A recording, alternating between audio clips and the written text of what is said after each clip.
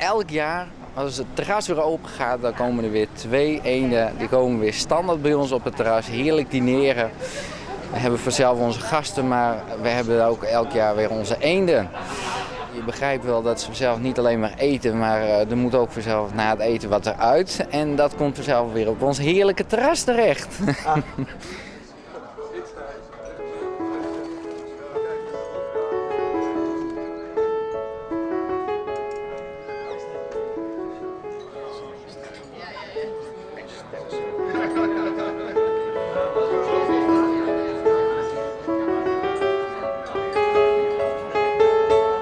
Ja, ik kan er wel goed mee overweg hoor, maar als ze eenmaal mij zien, dan weten ze wel waar ze heen moeten.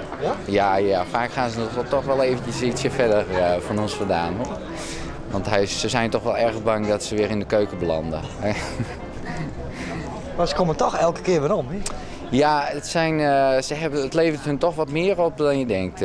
Ik denk toch wel dat er veel gasten ze toch wel wat voedig aan eten geven. Dus zodoende dat ze elk jaar weer heel braaf weer terugkomen te dineren.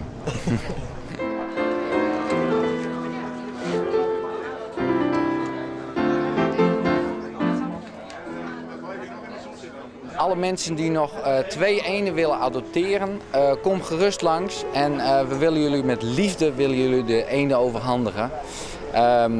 Daarentegen mag u zelf bepalen wat u met de eenden gaat doen.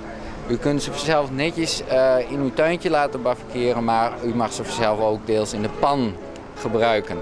Dus bij deze, als u nog 2 eenden zoekt, haalt u ze gerust op bij ons op het terras van Prinshof in Ernewoude.